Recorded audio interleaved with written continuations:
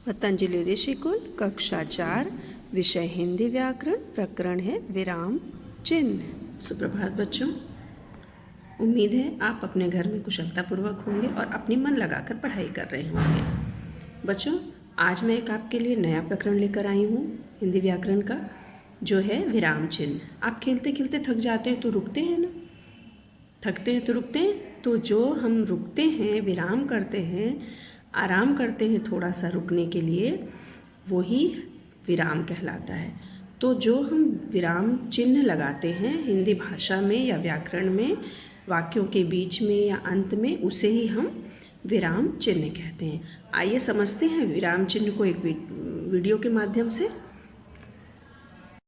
विराम चिन्ह। विराम का अर्थ है रुकना, अर्थात लिखित रूप में रुकने या भाव का संकेत स्पष्ट करने के लिए जो चिन्ह लगाए जाते हैं उन्हें विराम चिन्ह कहते हैं। पूर्ण विराम। वाक्य पूरा होने पर पूर्ण विराम का चिन्ह लगाया जाता है। जैसे मुझे भूख लगी है, हमारे शहर में कई मंदिर हैं। अल्प विराम। बोलते या पढ़ते समय जहाँ हम थोड़ी देर के लिए रुकते हैं वहाँ अल्प विराम लगाते हैं। जैसे माँ ने पनीर, कोफ्ता, आलू, दाल और भिंडी बनाई है। प्रश्नवाचक चिन्ह। जिन वाक्यों में कोई प्रश्न पूछा जाता है वहाँ प्रश्नवाचक चिन्ह लगाते हैं। जैसे क्या रोली खेलने गई, तुम कब आए।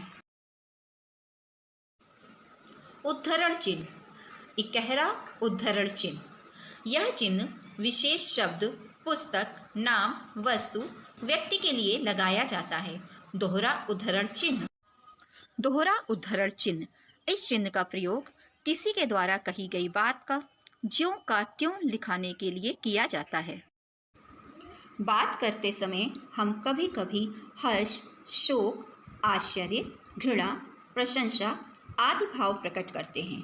ऐसे भावों को प्रकट करने के लिए विस्मय आदि बोधक चिन्ह का प्रयोग किया जाता है। जैसे छी, इतनी गंदी है, वाह, कितना स्वादिष्ट पराठा है।